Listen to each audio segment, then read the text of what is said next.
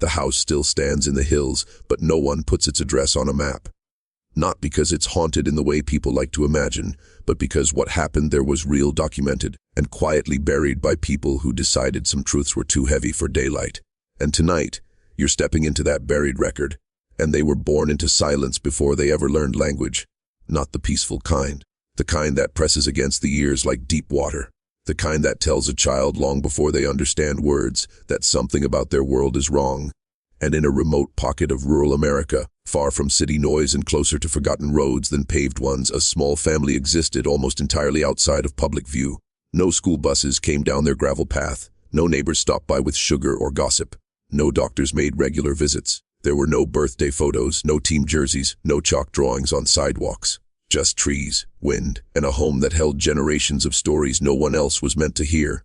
And the siblings grew up believing the world ended at the tree line, that beyond the woods was danger, corruption, poison. They were told this not with cruelty in the voice, but with conviction. The kind that comes from people who truly believe they are protecting what's theirs.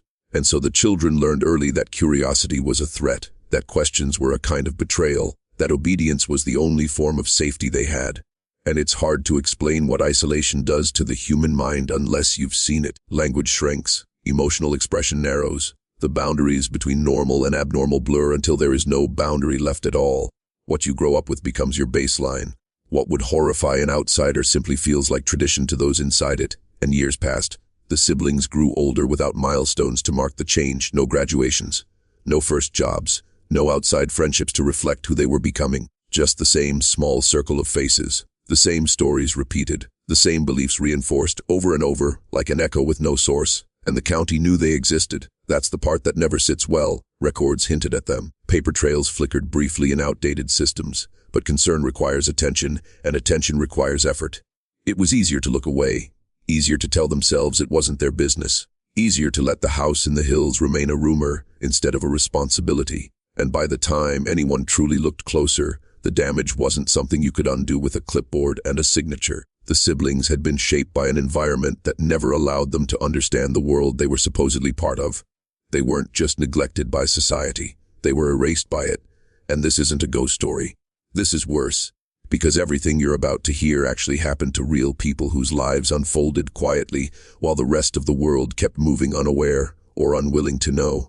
And once you hear what was found when that door was finally opened, you may understand why some doors are left closed not because of what's behind them, but because of the guilt on the outside. And when the authorities finally came, it wasn't because someone suddenly grew a conscience. It was because a clerk noticed something that didn't add up. A name that kept repeating across documents. Birth records that looked less like a family tree and more like a closed loop. Generations folding inward on themselves in a way that made even seasoned officials uncomfortable. And they drove out to the property expecting neglect, maybe hoarding, maybe poverty. Those are problems the system knows how to categorize. What they weren't prepared for was the atmosphere, the unnatural stillness of a place where human life had existed too long without outside contact, no radio playing, no television hum. Just the sound of footsteps on warped floorboards and the sense that every corner of the house had been watching itself for decades. And the siblings were adults by then, not children. But not fully equipped for adulthood either. Their speech was fragmented, their understanding of the world incomplete. They knew their routines, they knew each other. But the larger reality, the concept of cities, laws, opportunities, choices, felt distant and unreal to them, like stories from another universe. And investigators would later describe the home as a time capsule, but not in the nostalgic sense. It was as if development itself had stalled there. Outdated calendars, old magazines, furniture that had been repaired so many times it barely resembled its original shape. Everything was kept functional because replacement required interaction with the outside world, and interaction with the outside world had always been framed as dangerous. And the deeper professionals looked, the more they began to understand that this wasn't simply a case of poverty or eccentricity. This was generational isolation so complete that normal social development had been fundamentally altered. The siblings had been raised without models for healthy boundaries, without access to education, without the kind of external perspective that teaches a person who they are beyond their household. And medical examinations revealed what many had already feared. Decades of isolation across generations had led to serious health complications. Physical conditions that could have been treated if caught early, cognitive challenges that might have been mitigated with support, Emotional trauma so deeply ingrained it didn't present as sadness, it presented as silence, as resignation, as people who had never learned they were allowed to want more. And what made the case particularly haunting wasn't just the biology. It was the realization that this family had not seen themselves as victims. They believed they were surviving, protecting tradition, preserving bloodlines. They had inherited a belief system constructed by people long gone, and no one had ever intervened to challenge it. And society often imagines danger as loud, chaotic, violent. But real-life horror is often quiet. It unfolds slowly in places no one visits, inside systems no one monitors closely enough, under the assumption that someone else is paying attention. And this story didn't explode into headlines the way you might expect. Names were changed, details softened, reports buried beneath bureaucratic language. Because once you strip away the shock value, what remains is deeply uncomfortable. A reflection of how easily people can disappear inside a country that claims no one falls through the cracks. And then the more you learn about what happened next, the harder it becomes to decide who failed who the most. And the case file never used the word inbred, not once. Official language prefers softer phrasing, closed genetic community, consanguineous lineage, multi-generational isolation, words designed to keep the reader emotionally distant, words designed to prevent the stomach from turning. But behind those careful phrases were realities no euphemism could fully hide, and doctors reviewing the medical histories began noticing patterns that didn't look random, rare conditions appearing again and again, developmental delays repeating across siblings, physical traits that clustered too tightly to be coincidence. This wasn't one generation struggling. This was the cumulative weight of decades where the gene pool had been sealed off from the rest of humanity. And yet the most devastating damage wasn't visible on an X-ray, and it was in the way the siblings interacted with each other, and they moved like a unit rather than individuals. Conversations were sparse, but when one spoke, the others often mirrored the same phrases, the same beliefs, the same fears. It wasn't rehearsed, it was conditioned. Their identities had never been allowed to form separately. Individuality had been quietly discouraged in favor of loyalty, sameness, and preservation of what the family believed was purity. And from the outside, it looked unsettling. From the inside, it was normal, and social workers later said the hardest part wasn't introducing them to the world. It was convincing them the world was real, that grocery stores existed, that hospitals weren't places of punishment, that education wasn't an attack on their heritage, that they were allowed to make choices independent of each other. And imagine being handed freedom when you've never been taught the concept. And imagine being told you can leave a house you never realized was a cage. And some of the siblings adapted slowly. They learned how to navigate basic tasks. They began to understand that the stories they'd been told about the outside world were built on fear, not fact. But adaptation came with pain, because growth required the realization that their entire upbringing had been built on misinformation, that their suffering had been preventable, that the adults who raised them, whether out of belief, ignorance, or control, had shaped their lives in ways that could never be undone, and others couldn't make that adjustment. The world was too loud, too fast, too contradictory. They gravitated back toward the only structure they'd ever known each other, isolation, routine, not because it was healthy, but because it was familiar. And this is the part of the story that rarely gets discussed in documentaries and reports. Not the discovery, not the shock, but the aftermath, the quiet years after the headlines fade, where real people are left to rebuild identities from scratch, carrying trauma that no one taught them how to name. And there is no clean ending to stories like this, no satisfying resolution, no moment where everything suddenly becomes okay. There is only the uncomfortable truth that once you become aware of suffering like this, you can't unknow it. And the deeper you go into the records, the interviews, the fragments of testimony, the more it begins to feel like this family wasn't an isolated anomaly. And it begins to feel like a symptom of something larger. And what makes this story linger isn't just what happened inside that house. It's the uncomfortable realization of how many chances there were for someone to notice, and how consistently those chances were missed. A teacher once flagged concerns when one of the older family members briefly attended a public program decades earlier. Notes were made, a recommendation for follow-up was written, and then the trail went cold. Funding shifted, priorities changed, files were archived. The system did what systems often do when faced with complexity. It deferred, delayed, and eventually forgot. And the siblings grew up in the shadow of those forgotten moments. And you can trace the failure like a faint set of footprints across time. A healthcare worker who sensed something was off but lacked the authority to intervene. A local official who considered knocking on the door but decided against it to avoid overstepping. Neighbors who noticed the same faces never changing, never leaving, and told themselves it wasn't their business. Each decision small, each one understandable on its own, together catastrophic, and this is how invisible tragedies survive. Not through conspiracy, but through collective hesitation. And when interviews were conducted later, after the family had been discovered, what shocked professionals wasn't anger. It was the absence of it. The siblings didn't rage against their parents. They didn't condemn their upbringing. Many of them defended it. They spoke with loyalty, with reverence, with the kind of attachment that forms when survival has always depended on staying aligned with the only authority you've ever known. And trauma bonds are rarely dramatic. They don't look like chaos. They look like devotion, like calm, like people who cannot imagine life beyond the structure that harmed them. And some of the siblings described their childhood as simple and safe. They talked about routines, about shared meals, about working together to maintain the property.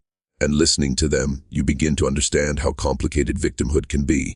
Because suffering doesn't always feel like suffering when you have no alternative for comparison. And the outside world, when introduced, didn't immediately feel like freedom. It felt like exposure, noise, confusion, people who spoke too fast, asked too many questions, expected too much. For individuals who had grown up in a closed ecosystem, autonomy felt less like liberation and more like abandonment. And this is the part that rarely survives public attention, the emotional nuance, the uncomfortable gray space between abuse and attachment, the reality that harm can be present even in environments where love also existed, that protection can coexist with damage, that good intentions, passed down through generations, can still lead to devastating outcomes. And perhaps the most haunting element of all is this: once professionals began to understand the depth of the family's isolation, they started looking for similar patterns elsewhere. Quiet communities, families living off-grid, households where children rarely appear in public systems, situations that don't immediately trigger alarm but share the same warning signs in subtler forms. And this family wasn't the only one living like this, and they were simply the one who was finally found. And by the time authorities and social workers had pieced together the family history, the genetic consequences of decades of isolation were impossible to ignore. Rare disorders appeared repeatedly. Physical deformities were catalogued. Developmental delays and cognitive irregularities were written in clinical terms that sanitized the human horror behind them.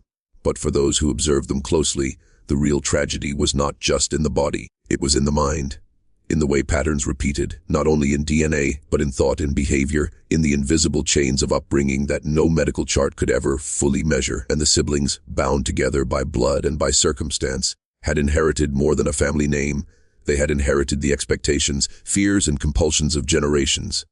Decisions that might have been innocuous for a single child became amplified through repetition, codified into rituals that shaped daily life. Food, hygiene, discipline, and affection were all filtered through a lens of survival and secrecy. To the untrained eye, they appeared as eccentric habits. To those who looked closer, it was the residue of isolation and obsessive preservation of a family line. And psychologists who assessed the siblings reported something profoundly unsettling: a mirrored mentality. Individual identities existed, but only in fragments. Choices were not made freely, they were deferred to patterns established long before the first sibling was born. Emotional reactions were rehearsed. Laughter, curiosity, even anger came prepackaged with rules learned from observation rather than intuition. The siblings had grown up knowing each other in ways that no outsider could fully grasp, but that knowledge had cost them the ability to navigate the wider world, and family secrets compounded the horror. Not just the isolation, not just the genetic consequences, but a hidden awareness that the outside world was dangerous, that anyone beyond the tree line could not be trusted. They had internalized this fear as a moral law. Every hesitation, every glance toward the window, every footstep outside the house was governed by the weight of generational edicts. It was protection, but it was also prison. And yet even in the darkest corners, glimpses of humanity remained. Some siblings expressed curiosity, a question about the seasons, a fascination with a passing car, a brief attempt at friendship. These moments, fleeting as they were, hinted at the resilience of the human spirit. That even when trapped by genetics, tradition, and isolation, there remains a spark that can reach beyond what was intended to contain it. And the records show attempts at rehabilitation, interventions, and therapy. But each step toward normalcy was met with resistance, not rebellion, but confusion. Trust had to be built brick by brick, word by word, often with painstaking care. And yet, professionals reported a persistent sense of inevitability. The past was not easily left behind. The patterns that defined their lives had become as natural as breathing. And if you're still watching, you're already braver than most. Tell us in the comments, What would you have done if this was your bloodline? Imagine the responsibility, the moral weight, the impossible choices required to untangle a life born into secrecy, fear, and genetic entrapment. It's a question that lingers far longer than the story itself, because there is no easy answer, and even after the immediate discovery and intervention, the story refused to end neatly. Time did not heal, it only added layers to the tragedy.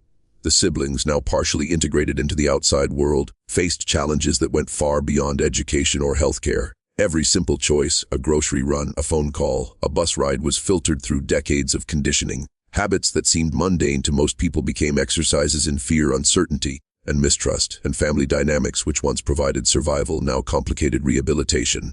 The bonds that had sustained them under isolation became chains in freedom. Some siblings clung to the familiar routines, unable or unwilling to step fully into a life they were never taught to navigate. Others tried only to confront overwhelming anxiety, confusion, or guilt. Professionals noted that the emotional trauma was recursive. Every attempt to grow independently caused the siblings to confront the very structures that had defined them, structures that were at once protective and destructive. And the psychological scars were compounded by public attention. Despite efforts to anonymize the case, rumors seeped through local communities. People whispered about the family in the hills, speculating about horrors, exaggerating details, and inadvertently reinforcing the siblings' fear of outsiders. The narrative they had grown up fearing, the dangerous, prying world, had come alive exactly as they had been warned. Integration required not just learning new skills, but unlearning a lifetime of distrust, and social workers described the work as painstakingly slow. One sibling would begin to make eye contact, only to recoil when another entered the room. Conversations often looped in patterns they had always known, echoing phrases, mirrored reactions, the constant seeking of reassurance. Independence, the kind most of us take for granted, had to be built piece by piece. And yet the siblings also displayed remarkable adaptability when given careful support, a testament to human resilience even in the most constrained circumstances. And the community's complicity, or neglect, remained an invisible character in the story. People who had driven by the house without noticing, neighbors who had seen the same faces for decades and said nothing, authorities who had flagged concerns but let them slide, all contributed to a tapestry of oversight that allowed the isolation to persist. The case became not only about a single family, but about how systems and society can fail quietly, leaving trauma to fester unseen. And perhaps the most unsettling truth was that no matter how far the siblings moved from the house, they carried its history with them. The lessons learned in isolation, fear, caution, loyalty above all else, did not vanish with a change of address. Generational trauma had imprinted itself on mind, body, and behavior. It was a haunting reminder that some nightmares are inherited, stitched into the very DNA of survival, and that freedom does not erase memory. And so, the story lingers long after the house in the hills has faded from public memory. It lingers in the silence of forgotten rooms, in the invisible bonds that define a family, in the quiet horror of a life born into conditions no one should ever endure. This is the shadow left behind when history is overlooked, and the truth becomes something too dark for daylight. And the final layer of this story is the one that most people never confront, the moral weight of understanding. It's easy to look at this family and feel shock, disgust, or pity, but those reactions, while natural, barely scratch the surface. The deeper horror lies in recognizing how fragile the structures we depend on really are, how easily a combination of neglect, isolation, and secrecy can twist lives in ways that leave lasting damage. And even today, decades after their discovery, the siblings' existence challenges assumptions about normalcy, family, and human development. Their story forces us to ask questions most of us prefer to avoid. What responsibilities do communities hold toward families that live on the edge of visibility? How far should intervention go when the only alternative is the life the family has always known?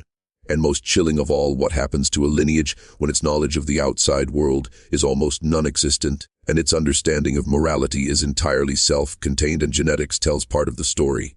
Isolation tells another, but the psychological and emotional truths are perhaps the hardest to reconcile. The siblings were products of love and control intertwined so tightly that separating the two was nearly impossible. They were children, parents, and prisoners of their own lineage simultaneously. And no intervention, however well-intentioned, could fully repair what decades of confinement had cemented. And historians and social scientists who have examined the case describe it as a cautionary tale about the unseen consequences of extreme isolation, about the danger of thinking a problem is someone else's responsibility, about the quiet ways families can collapse inward, generating a reality entirely divorced from the broader world, and, perhaps most disturbingly, about the fact that in every rural county, every forgotten corner, every closed door, there may be stories we will never uncover. And the siblings' lives are not tales of monsters, they are tales of human vulnerability. They reveal how innocence, when confined and manipulated, can be shaped into patterns that seem unnatural to outsiders, but are perfectly rational within the microcosm of the family. Their experiences remind us that trauma is not always loud, that cruelty is not always intentional, and that survival can sometimes be indistinguishable from imprisonment. And in the end, the house in the hills no longer holds them, but it has not been erased. Its lessons linger in every file, every report, every hushed conversation about what was found behind its walls. And as you reflect on this story, you are confronted with a truth few dare to face, that horror is not always supernatural, that some of the darkest tales are written in blood, bone, and silence, that the world can fail quietly, and when it does, entire generations can be born into nightmares they did not choose. And perhaps as you sit with that thought, there's a haunting realization the story is not fully over, not as long as we remain capable of looking the other way.